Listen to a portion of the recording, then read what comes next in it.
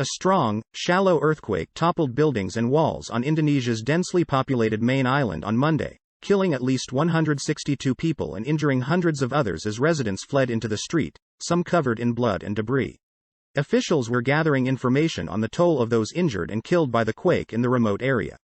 West Java Governor Ridwan Kamil said the number of confirmed dead had risen to 162. The majority of those who died were children, he said.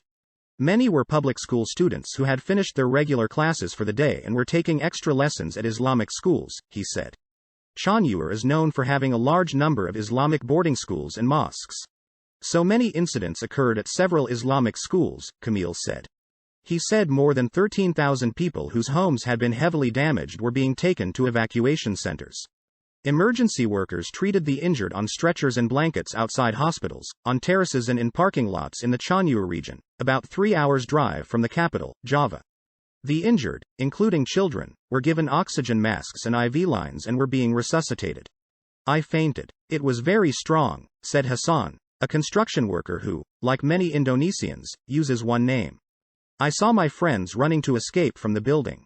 But it was too late to get out and I was hit by the wall. Residents, some crying and holding children, fled damaged homes after the magnitude 5.6 quake shook the region in West Java province in the late afternoon, at a depth of 10 kilometers. It also caused panic in the greater Jakarta area, where high rises swayed and some people evacuated. Rescue teams and civilians in Cianjur were looking for people buried in collapsed brick homes. In many homes, chunks of concrete and roof tiles fell inside bedrooms. Shopkeeper Dwi Risma was working with customers when the quake hit, and she ran for the exit. The vehicles on the road stopped because the quake was very strong, she said. I felt it shook 3 times, but the first one was the strongest one for around 10 seconds. The roof of the shop next to the store I work in had collapsed, and people said 2 had been hit. The National Disaster Mitigation Agency said that the death toll reached 62 and hundreds were injured. More than 5,000 people are being evacuated. 25 people were still stuck buried in the debris in Sijadil village, said agency spokesman Abdul Muhari. Several landslides closed roads around the Cianjur district. Among the dozens of buildings that were damaged were an Islamic boarding school, a hospital and other public facilities, the agency said. Power outages were reported.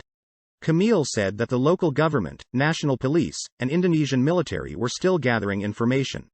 Because Cianjur is characterized by many places that are very remote, so we need that data to determine the situation, Kamil said.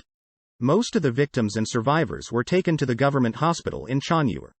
Indonesia's Meteorology, Climatology, and Geophysical Agency recorded at least 25 aftershocks.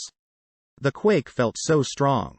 My colleagues and I decided to get out of our office on the 9th floor using the emergency stairs, said Vidi Primadania, a worked in the capital, where many residents ran into the streets and others hid under desks. The country of more than 270 million people is frequently struck by earthquakes, volcanic eruptions and tsunamis because of its location on the Ring of Fire, an arc of volcanoes and fault lines in the Pacific Basin. In February, a magnitude 6.2 earthquake killed at least 25 people and injured more than 460 in West Sumatra province.